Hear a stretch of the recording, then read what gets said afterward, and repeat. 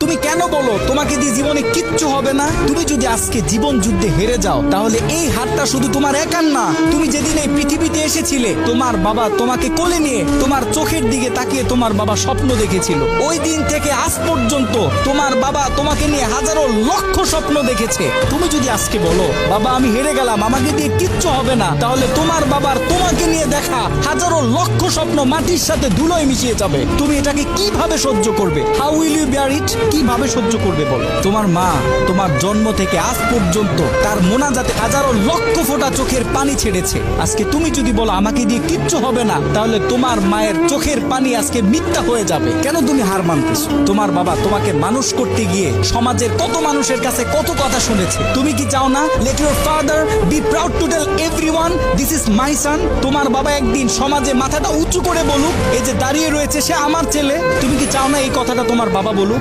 প্রত্যেকটা মানুষের জীবনে বিপদ থাকবে, বালা মুসিবত থাকবে। The life is not bed of roses. এই পৃথিবীটা ফুল বিছানো কোনো বিছানা নয়। এখানে প্রত্যেকটা মানুষকে সংগ্রাম করতে হয়, লড়াই করতে হয়, বারবার পড়ে যাওয়ার পরেও আবার দাঁড়াইতে হয়। জীবন যুদ্ধে হার মানলে চলে না। তুমি যখন বেশি বিপদে পড়ে যাবে, তোমার চতুর্দিক যখন অন্ধকার হয়ে যাবে, তোমার জন্য সব দরজা যখন বন্ধ হয়ে যাবে, তুমি যখন ডিপ্রেশনে পড়ে যাবে, জাস্ট ক্লোজ ইওর আইস, চোখটাকে বন্ধ করো, টেক এ ডিপ ব্রিথ, গভীর একটা শ্বাস নাও এন্ড রিমেম্বার ইওর প্যারেন্টস। তোমার মা বাবাকে স্মরণ করো। তুমি স্মরণ করো তোমার মা তোমার জন্য কি কষ্ট করেছে। তুমি স্মরণ করো তোমার বাবা তোমাকে পড়ালেখা করানোর জন্য, তোমাকে মানুষ করানোর জন্য কত কষ্ট করেছে। তোমার জীবনের সব থেকে বড় মোটিভেশন হচ্ছে তোমার মা বাবা। মা বাবা ছাড়া একটা ছেলে মেয়ের জীবনে আর কোনো মোটিভেশনের দরকার হয় না। আর একটা কথা খুব ভালোভাবে মেমোরিতে সেট করে নিবে, अगर आप जिंदगी में कुछ बड़ा होना चाहते हैं तो आपको सब्र करना होगा।